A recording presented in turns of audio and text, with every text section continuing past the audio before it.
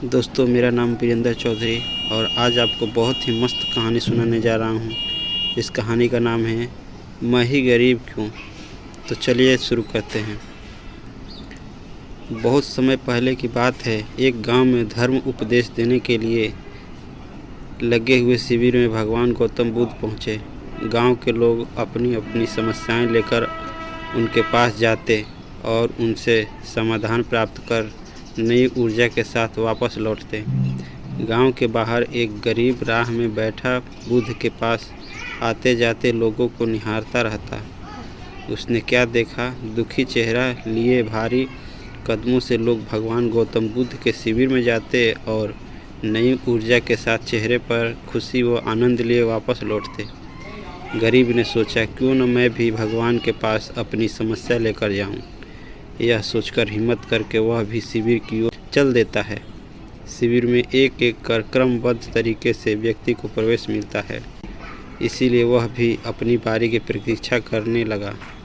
जो कुछ उसने रास्ते में देखा वह यहाँ उसे साक्षात देखने को मिल रहा है। लोग एक एक कर अपनी समस्या बता रहे थे। भगवान गौतम बुद्ध चुपचाप शांति से सबकी समस्या सुनते और जवाब देते। उसकी भी बारी आई। उसने भगवान गौतम बुद्ध को प्रणाम किया और बोला, भगवान मैं ही गरीब क्यों। भगवान गौतम बुद्ध मुस्कुराए और बोले, तुमने कभी किसी को दिया ही नहीं, इसीलिए गरीब हो। इस पर वह आश्चर्य से वह भगवान गौतम बुद्ध का मुंह ताकने लगा और बोला, भगवान मेरे पास कुछ भी देने के लिए है ही नहीं। बड़ी मुश्किल से गुजारा हो पाता है और कभी कभी तो भूखे ही सोना पड़ता है। इतना गरीब हूँ मैं। भगवान गौतम बुद्ध शांत भाव से बोले, तुम्हारे पास एक चेहरा है, किसी की भी मुस्कुराहट दे सकते हो। तुम्हारे पास मुंह है, किसी को भी प्रशंसा भरे कुछ शब्द दे सकते हो। जो हाथ तुम्हारे पास है, किसी को भी मदद कर सकते हो। दरअसल जिसके पास में ये तीन चीज़ है वह भला कैसे गरीब हो सकता है। गरीबी का भाव मन में होता है। मन से यह भ्रम निकाल दो, लोगों को देते जाओ, गरीबी अपने आप दूर हो जाएगी। यह बातें सुनकर उस गरीब का चेहरा दमक उठा। उसने अपनी प्रश्न का उत्तर मिल चुका। अब उसके मन में गरीबी का भाव दूर हो गया। इस शिक्षा के जीवन में उतार कर कुछ ही दिनों में उनका जीवन भी खुशियों से भर गया। मंदिर में भी लोग जाते हैं तो कुछ न कुछ मांगते रहते हैं और जीवन भर घुट घुट कर रो कर समय बिता देते हैं।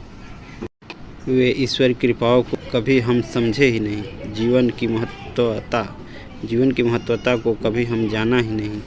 इस पर कबीरदास जी ने बहुत बेहतरीन दोहे कहे हैं। आइए पढ़ते हैं और समझते हैं।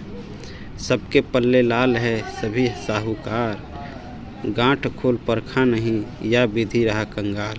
यानी सभी के पास ज्ञान है जो कि ईश्वर की अनमोल देन है, जिसे हम कभी जानने समझने की कोशिश ही नहीं की।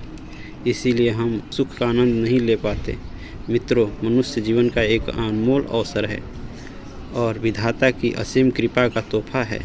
हमारा सर्वप्रथम यह कर्तव्य होता है कि हम उस परम परमेश्वर की इनायतों को समझें, ईश्वर की कृपा को जानने की कोशिश करें। और इसका सबसे आसान तरीका है खुद समझना। हमारा अस्तित्व क्या है, हमारा लक्ष्य क्या है, हमारे क्या कर्म हैं। यदि उपरोक्त सभी बातों को पढ़कर आज हम यह पूर्णतः समझ चुके हैं कि हमारे पास ईश्वर की दी हुई वो अनमोल तोहफे हैं, जिसने आज मानव नई नई उपलब्धियों को पा रहा है, असीम ऊंचाइयों को छू रहा है। बस ज़रूरत है तो सही मार्गदर्शन की, जो कि आज से मैं इन बातों की अपने जीवन में उतारने की कोशिश कर दी है। आपको बस यह करना है। पहला, हर रोज़ अपनी एक कमी को दूर करो, चाहे वह अपना गुस्सा हो या फिर नकारात्मक सोच।